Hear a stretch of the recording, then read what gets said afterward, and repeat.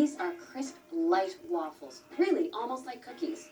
And when you're making them, it's really just like making a cookie batter. So I'm going to start the recipe with 3 eggs. I'll break those into the bowl. And just like those buttermilk waffles, you do need a special iron. You don't bake them in the oven.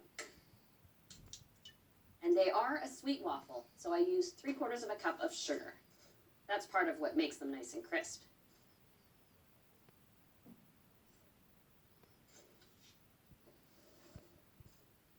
I've melted 1/2 cup of unsalted butter, and I'll add a teaspoon of vanilla.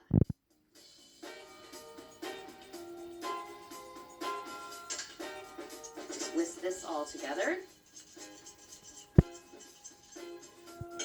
I have friends who make pizzelle for any holiday or special occasion, and they use a family recipe for it. There's a great tradition in making pizzelle.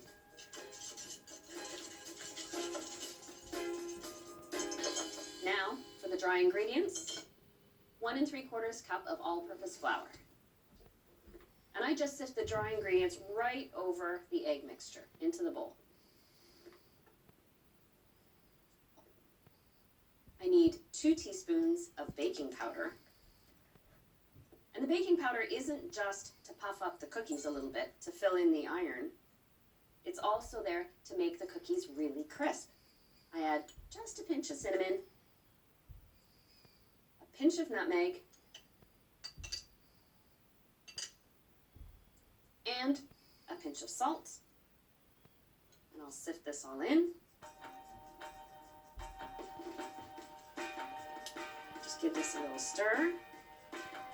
So this pizzelle style of waffle batter is a little thicker, a little more dense than the fluffy style of buttermilk waffle. There we go. Now I've just added the cinnamon and the nutmeg for a hint of flavor. What is classic is using whole aniseed.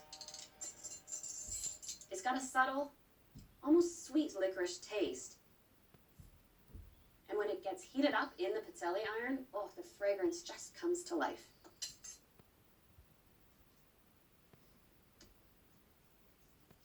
There we go.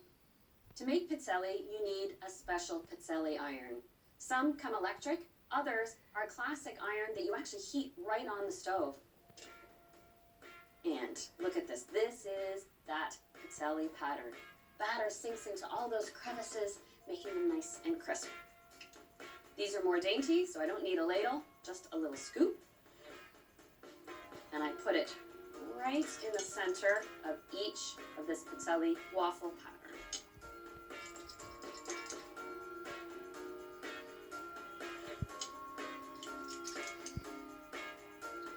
Close the iron. And these really only take about 2 minutes to cook.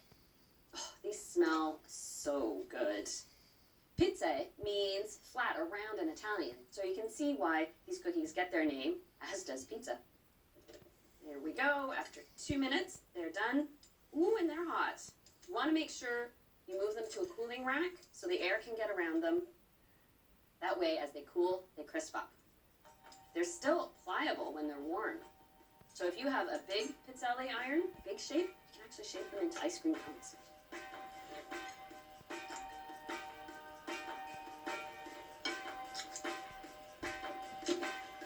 Oh, they smell good. I can smell the aniseed already.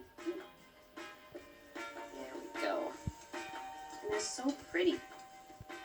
You know, it's often you see in restaurants when you get a bowl of gelato, you'll get a little pizzelle served in the dish. Or I use these for ice cream sandwiches. After your pizzelle have cooled, then you can stack them. And they actually keep for ages. A little espresso and a pizzelle, and I'm a